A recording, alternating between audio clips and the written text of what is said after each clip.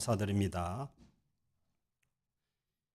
예수님의 부활은 우리 인간의 인식 체계를 넘어서는 신비입니다.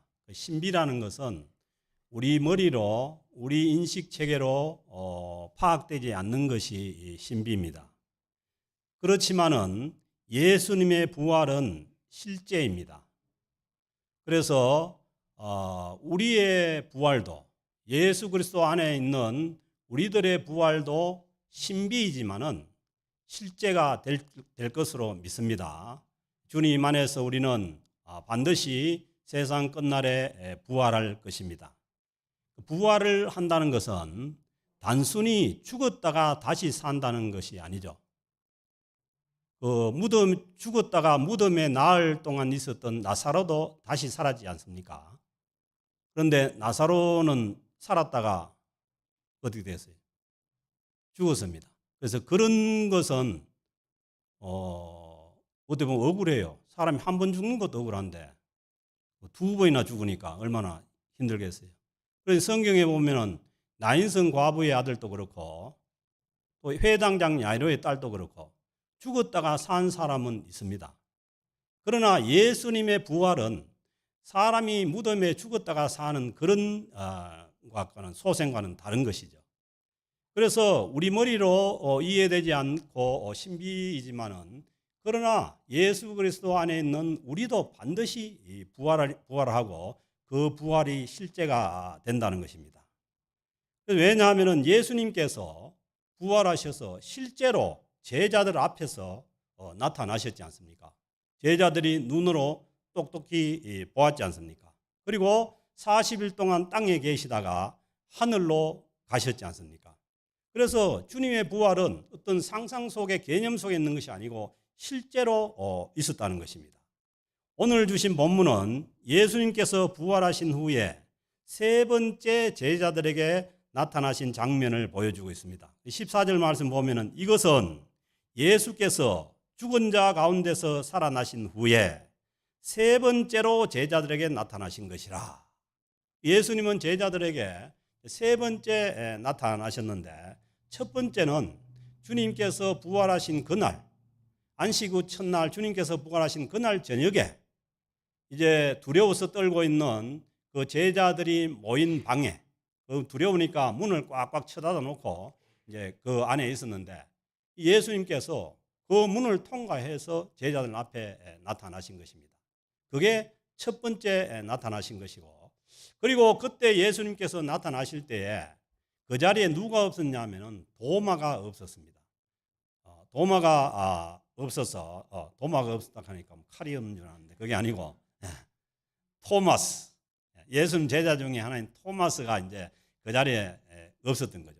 그런데 이제 이 도마가 항상 이제 보면은 예수님께 뭐 의심스러운 질문도 많이 하고 하는데 자기는 그 자리에 자기가 없어 놓고는 나는 예수님을 보지 않고는 도저히 못 믿겠다.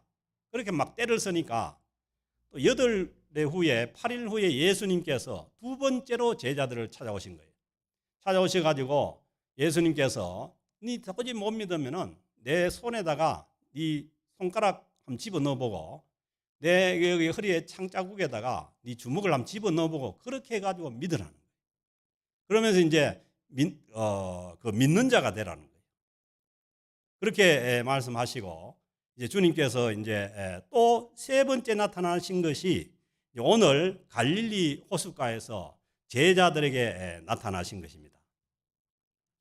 그래서 이제 그 오늘 1절 말씀 보면은 이 갈릴리 호수를 디베랴 호수라고 그렇게 그 말씀에 나와 있는데 이것은 뭐냐 하면은 그 로마 황제 티베리우스를 에게 경의를 표하기 위해 가지고 이 갈릴리 호수를 이 디베랴 호수라고 이렇게 이제 이름을 붙여준 거예요. 로마 사람들이. 또 뭐 그 유대인들 중에서 로마에 충성하는 사람들의 이름을 그렇게 붙여준 거죠. 그래서 이제 갈릴리 호수, 뭐 긴네렛 호수, 그 다음에 이 그 디베랴 호수 다 뭐냐면 갈릴리 호수를 얘기하는 거죠. 그래서 부활하신 그 주님을 두 번 만났지만은 그러나 이 제자들이 그 예루살렘 성에 남아가지고 무엇을 해야 될지 모르는 거죠. 아직도 그 예수님을 십자가에 못 박아 죽은 로마 군병들이나 대제사장이나 이런 세력들이 그 예루살렘 성 안에서 뭐 활개를 치고 성성하게 남아 있는데, 예수님의 그 부활을 경험했던 제자들이 무엇을 어떻게 해야 될지를 몰랐던 거죠. 그리고 가만히 생각하면은 그 예수님께서 십자가를 지시기 전에 그 어려운 길을 가는데 예수님을 3번이나 부인하고 떠나갔던 베드로를 비롯해서 모든 제자들이 도망을 가버렸는데, 자기들이 그러고 난 다음에 예수님이 부활한 예수님을 만나기는 만났지만은 무엇을 해야 될지를 몰랐던 거죠. 그리고 문 밖에 나가기도 무서웠고, 그래서 문을 닫아놓고 그렇게 지내다가 그 예수님의 제자들이 이제 갈릴리 호수로 다시 내려갑니다.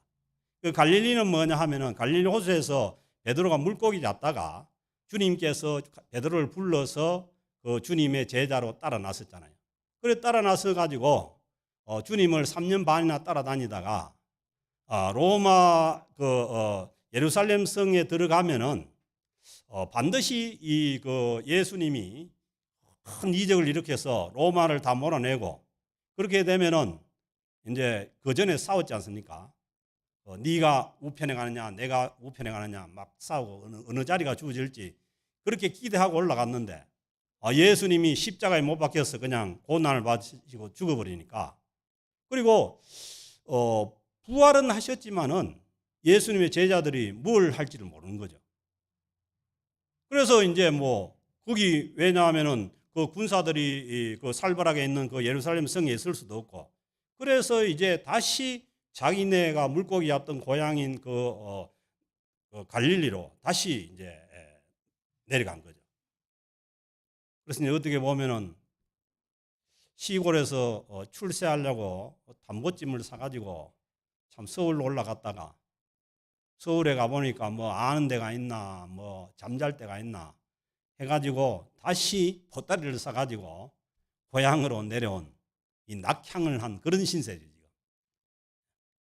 근데 또 막상 또 그 갈릴리에 내려왔지만은 이게 애매한 거예요. 주님은 부활하셨는데 이 다시 물고기 잡으러 가기도 그렇고 뭐 그 동네 사람들 보기도 그렇고, 그래서 이제 있다가 그 예수님의 제자인 그 베드로가 나섭니다. 이 베드로 항상 이제 그 성질이 급해요. 다른 사람들 이제 뭐 눈치는 보고 있는데 그 3절에 보면 시몬 베드로가 이제 일어서서 나는 그냥 막 물고기 잡으러 갈란다 하고 이제 일어선 거예요. 예. 물고기 잡으러 가노라 하니 그들이 우리도 함께 가도 베드로 간다 하니까 뭐 줄줄 따라 나서가지고 다 함께 가겠다고 따라 나선 거예요. 그래서 이제 뭐 배를 빌렸는지 아니면 뭐 옛날에 처박아 냈던 배를 꺼내 가지고 다시 탔는지 모르지만은 물고기를 잡으러 나갔는데, 그날 밤새도록 물고기를 잡는데 뭐 피레미 새끼 하나도 못 건진 거예요. 그래서 보면은 배에 올라서나 그날 밤에 아무것도 잡지 못했다는 거예요. 너싱이라 너싱. 그래서 이제 이들의 이제 마음이 어떻겠어요? 주님을 따라 나섰다가 부활하신 주님은 만나긴 했지만은 자기들의 처지를 생각할 때 예수님이 십자가에 못 박힐 때 다 도망가 버리고 3번이나 부인하고 배반을 해버리고 그랬는데, 그럼 도저히 뭐 다시 주님을 찾아갈 수도 없고, 그래서 이제 물고기 잡으러 나갔는데 그날 밤에 아무것도 이제 안 잡힌 거예요. 그래서 이제 이게 안 될 때는 또 안 됩니다, 이게. 우리도 그 살다 보면 그렇잖아요. 그럴 때가 있잖아요.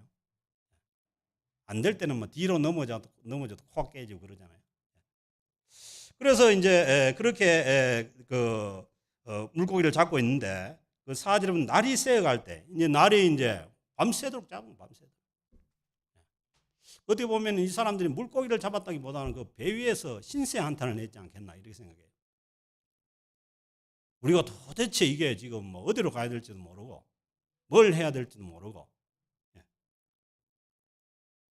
그런데 그 날이 밝아올 때에 그 예수님께서 갈릴리로 오셔가지고 그 호숫가에 서 계시던 거죠. 근데 가만히 생각하면은 예수님께서 십자가를 지시기 전에 제자들에게 뭐예요? 내가 먼저 갈릴리에 가겠다. 그리고 갈릴리에서 너희들을 만나겠다. 이렇게 말씀을 주셨어요. 근데 그 말씀을 기억하고 있었는지 안 기억하고 있었는지 몰라요. 그리고 예수님 부활하셨어도 그 무덤을 찾아온 여인들에게 내가 형제들에 가서 그 제자들에 가서 얘기하기를 내가 갈릴리로 가겠다. 그 갈릴리에서 제자들을 보작해라. 그렇게 얘기를 한 거죠. 그렇게 이제 얘기를 했는데 주님께서 아니나 다를까 주님 말씀대로 갈릴리 호숫가에 와가지고 주님이 서 계셨는데 이 제자들은 이제 뭐 날이 밝아오니까 그 갈릴리 호수는 밤에 이제 고기를 잡아야 되는데 날이 밝아오니까 배를 몰고 이제 그 정박하기 위해 가지고 이제 들어오는 길이었죠. 그런데 예수님께서 거기에 서서 계속 제자들을 바라보고 계셨지만은 제자들이 예수님이신 줄 알지 못했다는 거예요. 그래서 지금도 부활하신 주님께서 성령을 오셔서 늘 우리와 함께 하시고 그리고 또 우리를 지켜보고 계시는데도 우리가 눈이 열리지 않으면 그 주님을 알 수가 없다는 거죠. 주님은 분명히 세상 끝날까지 항상 우리와 함께 계신다고 약속을 하셨지만은 우리가 주님을 향해서 눈이 열리지 않으면 우리가 그 주님을 알 수가 없는 거죠. 그날 저녁도 제자들은 뭐 되는 것도 없고 자기 신생한테는 하면서 그렇게 배를 타고 다니다가 보니까 주님이 와 계신 줄 몰랐죠. 그래서 우리는 우리 자신들에 집중하면은 우리 자신들에게 집중하면은 주님이 보이지 않습니다. 복잡한 우리 속가지만 보이지 주님이 안 보이는 거예요. 그래서 우리는 눈을 들어서 주님을 바라봐야 되고 언제나 성령님을 의식해야만 주님과 함께 있을 수가 있는 것이죠. 그래서 주님께서 말씀하시기를 나를 따라오려거든 뭐예요? 자기를 부인하고 그러니까 자기를 쳐다보면은 주님이 보이지 않습니다. 그래서 자신을 부인할 때 자신을 십자가에 못 박아 버릴 때라야 주님을 알 수가 있고 우리가 볼 수가 있다는 것이죠. 그래서 이제 참 아무것도 잡지 못하고 들어오는 제자들에게 5절에 보면 예수께서 이르시되 예수님 먼저 말을 거는 거예요. 결코 우리가 주님께 먼저 말을 걸기가 쉽지 않은 거죠. 언제나 주님께서 우리를 부르시고 주님께서 우리에게 말을 거시는데 오늘 말을 거시는데 어떻게 얘들아 뭐 이 사람들아 얘들아 그렇게 했기 굉장히 이 정감 있는 단어잖아요. 뭐 예수님이 뭐 그 제자들 예수님 십자가 고난 당할 때 다 도망가 버렸다 해가지고 마음에 예수님이 억한 심령이 있었다면 뭐라 했겠어요? 우리가 잘 하잖아요. 그렇게 했겠. 그런데 주님은 부활하신 주님께서 제자들에게 아주 정겨운 단어로 얘들아 그리고 이 사람아 그렇게 얘기하는 거죠. 그래서 이제 우리가 이제 사람들에게 이렇게 다가갈 때에 뭐 전도할 때도 그렇고 이 정감 있는 단어로 다가가야 돼요. 그리고 뭐 내한테 잘못한 사람을 우리가 뭐 용서해주고 뭐 또 화해하고 그럴 때도 뭐 과거에 어떤 그 잘못된 거 다 십자가에 못 박아버리고 그냥 정감 있는 단어로 다가가야 돼요. 그래야만 이게 이제 마음이 열어지고 관계가 회복될 수 있는 거죠. 주님께서 그 제자들에게 그 제자들이 비록 자기를 부인하고 떠나갔지만은 그러나 부활하신 주님께서 찾아가서 얘들아 그리고 묻는 것이 너희에게 고기가 있느냐? 주님은 알고 계신 거죠. 너희들이 아무리 그물을 던져봐야 고기가 안 잡힌다는 것을 주님께서 알고 계셨던 거죠. 주님이 뭐 전지전능하시니까 어떻게 보면은 그 그물로 오는 고기도 다 딴 데로 보내뿐 거예요. 안 그러면 한 마리도 안 잡힐 리가 없잖아요. 이제 고기가 있느냐고 그렇게 물으니까 대답하되 없나이다. 없다는 거예요. 그래서요, 주님 없는 우리의 삶은 없습니다. 헛것입니다. 헛것. 그래서 솔로몬이 뭐예요? 다 살아봤지만은, 다 세상에서 누려봤지만은 헛되고 헛되고 헛되니 헛되고 헛되다. 그건 뭐예요? 없다는 거 아니에요. 주님 없이는 아무것도 없습니다. 우리가 세상을 다 살고 가지만은 주님 없는 삶은 우리가 이 세상 떠날 때에 아무것도 없는 것이죠. 그래서 제자들은 아무것도 잡지 못했다는 거예요. 그러나 주님께서 오셔서 제자들과 함께 하실 때에 6절에 보면 이르시되 그물을 배 오른편에 던지라. 이 말씀대로 또 어부들이 계속 그물을 오른쪽만 던지면 하잖아요. 이건 뭐냐면은 주님의 말씀에 순종하라는 거죠.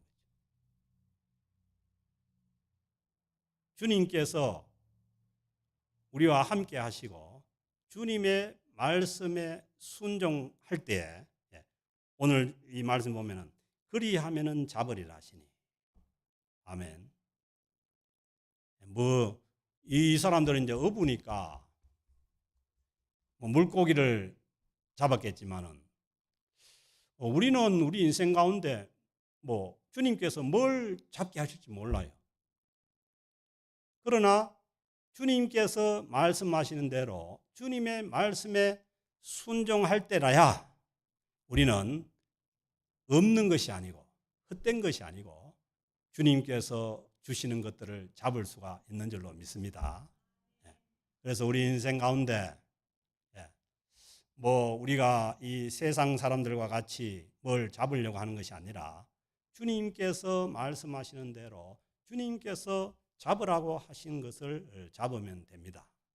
그래서 그게 무엇이 되든지 간에 우리 인생 가운데 그래서 우리가 주님과 함께 할 때라야 우리는 우리 인생 가운데 오늘 권사님 기도하셨지만 열매도 있고 여러 가지 또 은혜가 있을 줄로 믿습니다. 요한복음 15장에서 주님께서 말씀하시죠. 내가 포도나무고 너희는 가지니. 가지가 나무에 붙어 있지 않으면 아무것도 아니라는 거예요. 그래서 우리는 늘 주님과 함께 부활하신 주님과 함께 우리가 그할 때라야 우리는 우리 인생 가운데 무엇을 잡을 수가 있고 그리고 건져 올릴 수가 있는 줄로 믿습니다. 잡으려 하시니 이에 던졌더니 그 말씀대로 그냥 던졌더니 물고기가 많아 그물을 들 수 없을 정도로 됐다는 거예요. 이때 이 제자들이 무슨 생각이 났겠어요? 누가복음 5장에서 그날 저녁도 나가가지고 그물을 던졌는데 한 마리도 못 잡고 들어왔을 때 주님께서 깊은 데로 가서 그물을 던져라 그렇게 말씀하실 때 그 말씀에 순종해서 이 고기 잡는다는 전문가는 이 베드로나 이 어부들인데 그러나 주님의 말씀에 순종해서 깊은 데로 가서 그물을 던졌을 때 그물이 찢어질 정도로 많이 잡아가지고 다른 친구들 배도 실어주고 했다는 거 아니에요. 그때 뭐예요? 주님께서 말씀하시기를 내가 너희를 사람 낚는 업으로 하겠다. 그렇게 말씀을 주셨잖아요. 그래서 아마 이 장면을 겪으면서 이 제자들이 생각난 것은 3년 반 전에 갈릴리 호숫가에서 주님의 부름을 받았을 때 그 장면이 생각났을 거라는 거예요. 그래서 베드로를 비롯한 이 제자들이 자기의 거물도 버려두고 다 주님을 따라 나선 것이 이게 뭐냐면은 주님께서 가시는 그 십자가의 길이었던 거죠. 근데 그 길을 경험하고 부활하신 주님을 만나고 지금 이 자리로 다시 돌아왔다는 거예요. 그래서 왜 주님께서 이 제자들을 이 갈릴리에서 만나고자 했냐면은 저는 그렇게 봐요. 이제 내가 3년 반 전에 너희들을 불렀을 때 그러나 그 과정이 여러 가지 어려움이 있었고 실패도 했고 넘어지기도 했고 나를 3번이나 부인했지만은 오늘 이 자리에서 우리 다시 시작하자. 그 얘기인 것 같아요.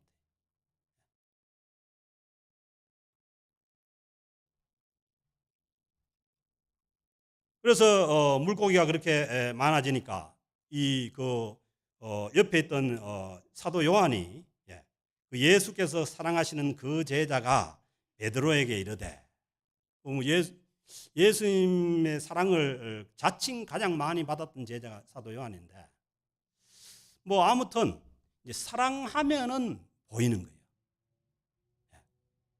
우리 애들이 다 섞여 있어도 자기 사랑하는 아들은 보입니다. 어느 구석에 있든지. 그런 것처럼 그 예수께서 사랑하시는 그 제자가 베드로에게 이제 먼저 뭐냐면은 주님이라고 알려준 거예요. 그 베드로는 성질은 급한데 이런데 그는 항상 보면은 이런 데서는 요한이 앞서는 거예요. 왜? 요한은 아마 주님과의 이 사랑의 관계에 있었던 것 같아요. 그래서 시몬 베드로가 그 얘기를 들으니까 또 베드로가 클릭 눈이 띈 거예요. 그래서 시몬 베드로가 벗고 있다가 왜 벗고 있었는지 모르면 내가 생각에는 그 갈릴리 바다 그 밤바다가 밤 호수가 차올 건데 공기도 차올 건데 왜냐하면 막 베드로 성질이 나가지고 옷도 못 입고 있는 거예요. 아마 홀딱 벗고 있었나 봐요. 그러다가 이제 주민이라 하는 말을 듣고 겉옷을 도른 후에 성질 급하게 또 바다에 그냥 뛰어든 거예요.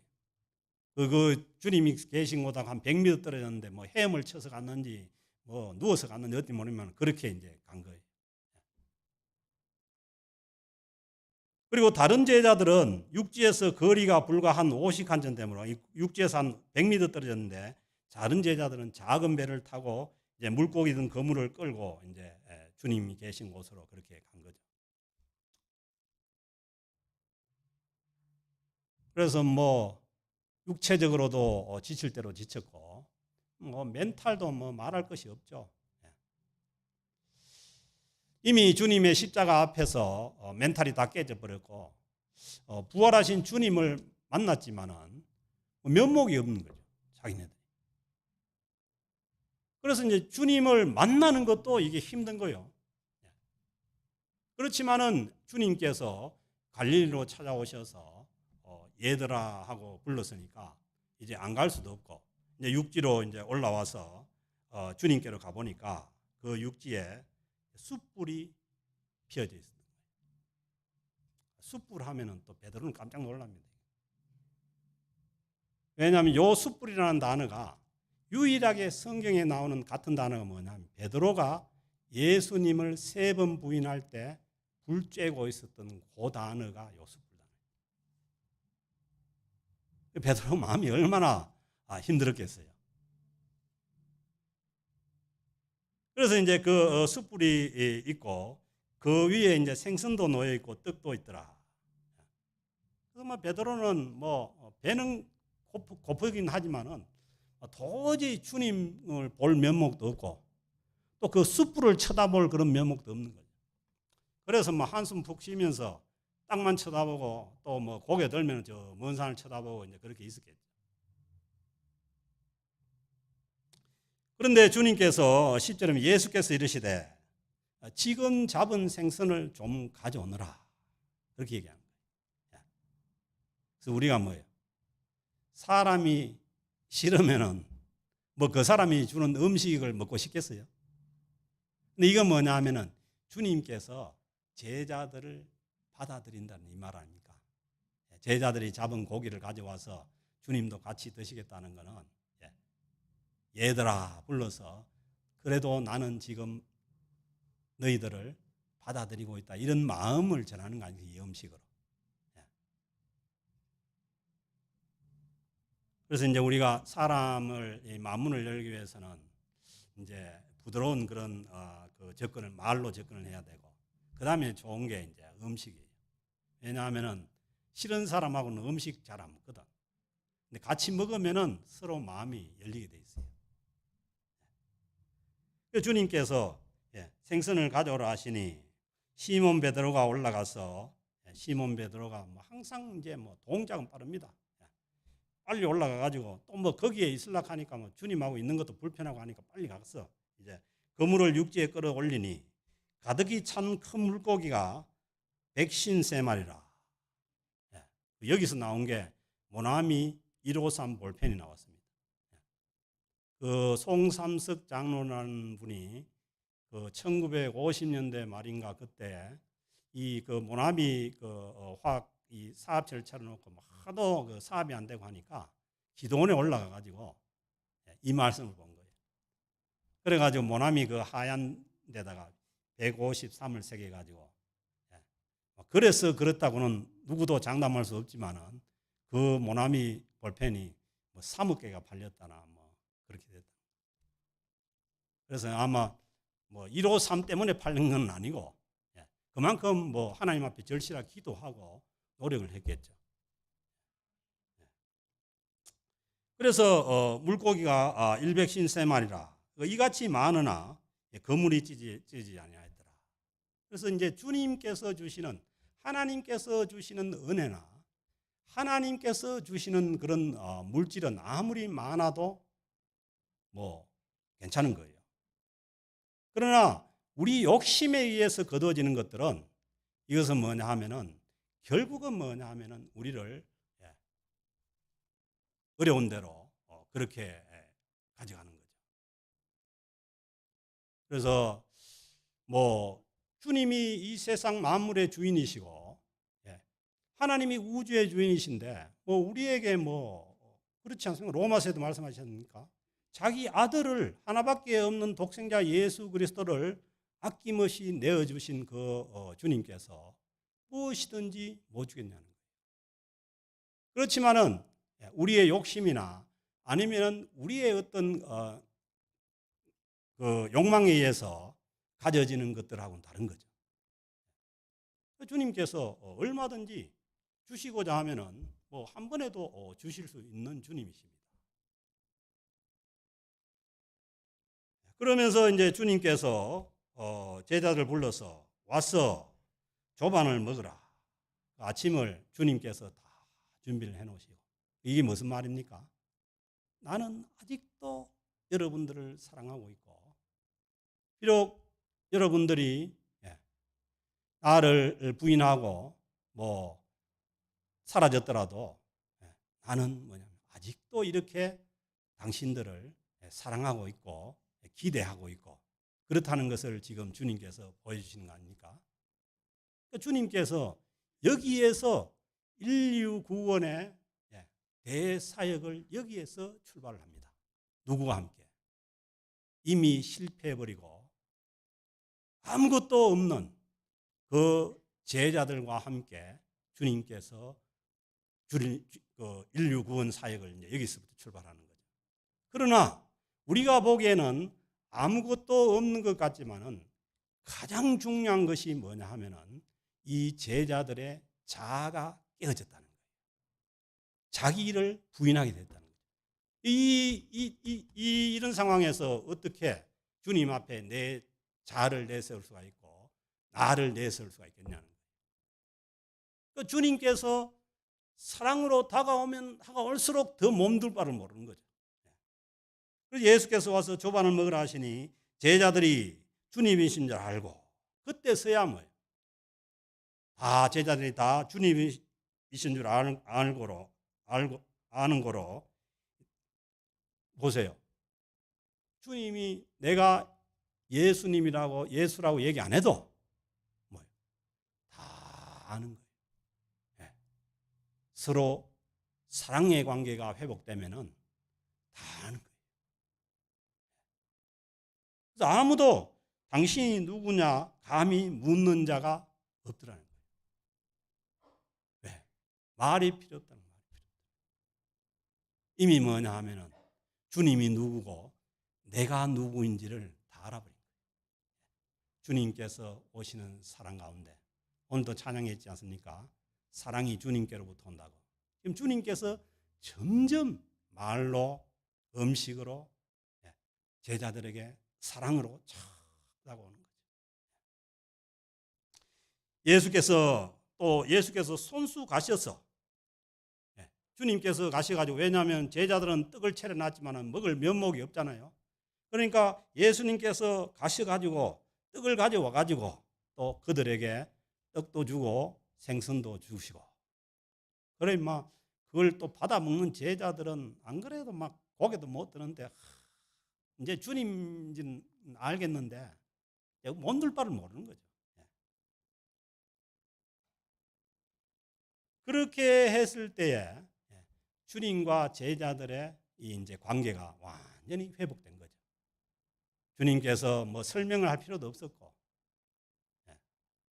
뭐 얘기를 할 필요도 없었고, 제자들이 아는 것은 주님께서 이렇게 우리를 사랑하시고 다가오고 있다는 것을 제자들이 알고서는 그 사랑 안에서 부활하신 주님과의 모든 관계가 회복된 줄로 믿습니다. 사랑하는 성도 여러분, 이 제자들에게만 그렇게 다가가시는 것이 아니라 오늘날 우리도 신앙적으로 실패 자리에 있을 수도 있었고, 그리고 세상에서 실패 자리에도 있을 수도 있었고, 그 실패 자리에 있으면 있었을수록 더 주님의 사랑은 더 깊이 크게 느껴지는 줄로 믿습니다. 그래서 오늘 우리가 이 부활하신 주님께서 우리에게도 얘들아, 너희들이 세상에서 뭐가 있느냐, 그렇게 다가오실 때에 온전히 그 부활하신 주님의 품에 안기어서 다시 새로운 출발을 하는 저와 여러분 될 수 있기를 바랍니다. 그러고 난 다음에 주님께서 주님과의 관계가 회복되고 난 다음에 다시 뭐냐 하면은 3년 반 전에 내가 너희를 사랑 나누는 어부가 되게 하겠다는 그 주님의 소명을, 사명을 다시 회복시키는 거예요. 그 15절부터 말씀이 그거예요. 조각 먹은 후에 예수께서 베드로에게 이르시되 요한의 아들 시몬아, 내가 이 사람들보다 나를 더 사랑하느냐. 베드로가 어떻게 했어요? 저 사람들은 다 주를 버릴지라도 나만은 결코 버리지 않고 감옥에도 같이 가고, 그리고 뭐 죽는 데까지 같이 가겠다고 큰 소리를 뻥뻥 쳤잖아요. 그런데 지금은 그렇게 할 수가 없는 거죠. 왜? 그 십자가 앞에서 주님을 3번이나 부인하고 가버렸으니까 드디어 뭐냐 하면은 그 베드로가 자기가 부인된 거예요. 그래서 뭐냐면 이제는 아주 이제 겸손한 대답이 나오죠.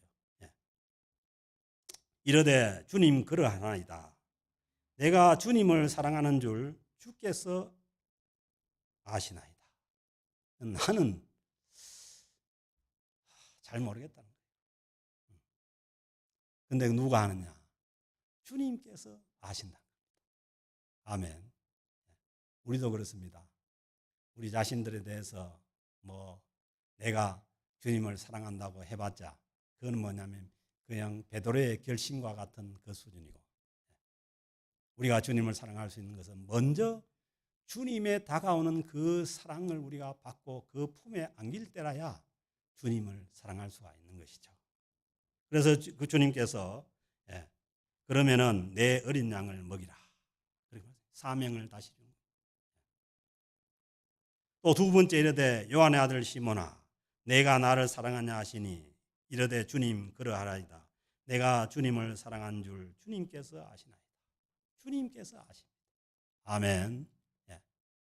내가 주님을 사랑하는 걸 내가 떠든다고 아는 게 아니라 주님께서 아시는 거예요.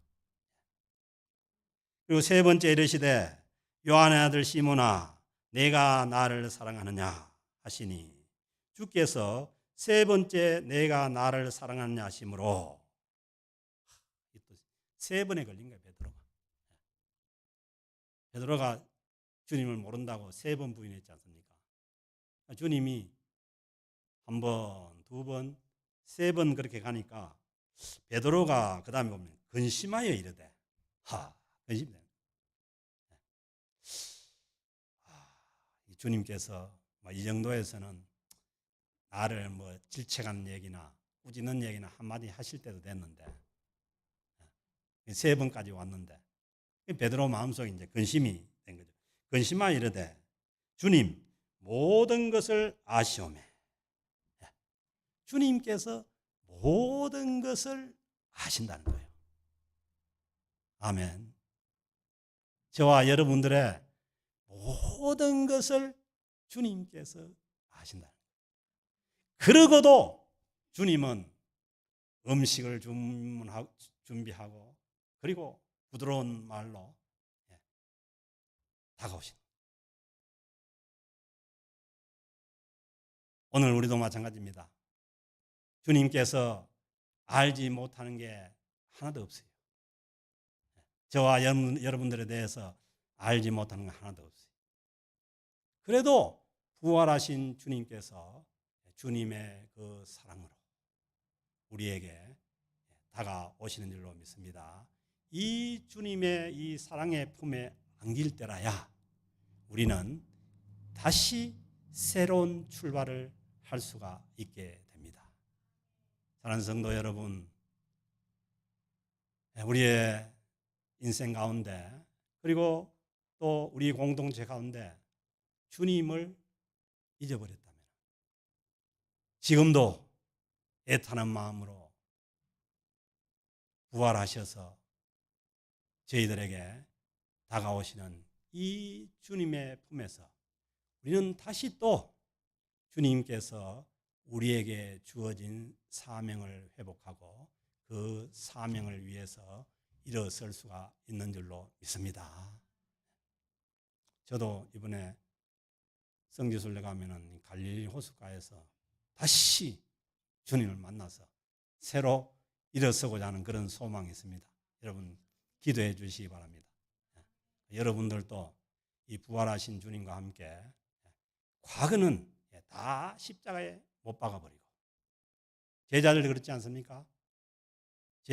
주님 십자가 지시기 전에 주님 부인하고 세 부인하고 다 도망가 버리고 그렇지만은 그러나 그 모든 것들도 주님께서 아시고 그리고 그 모든 것을 아시는 주님께서 다시 갈릴리에서 전에 출발했던 그 지점에서 제자들을 만나서 다시 출발하고자 하는 그 주님의 큰 비전이 있고 뜻이 있는 줄로 믿습니다.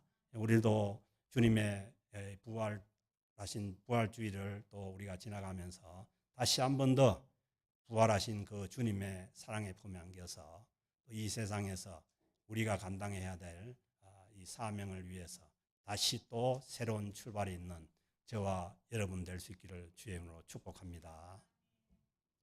하나님 아버지 감사합니다. 저희들이 상상할 수 없고 생각할 수 없는 부활을 저희들에게 알려주시고 보여주심으로 우리도 이 세상 가운데서 부활 소망을 가지고 이 세상을 살게 하심에 감사를 드립니다.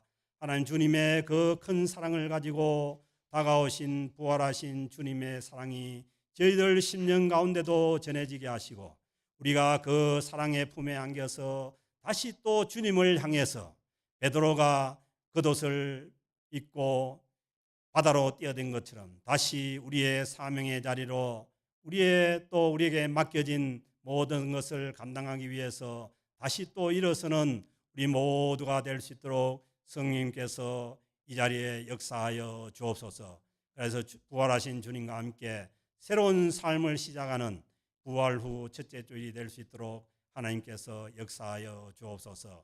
감사드리며 우리 주 예수 그리스도의 이름으로 기도드립니다. 아멘.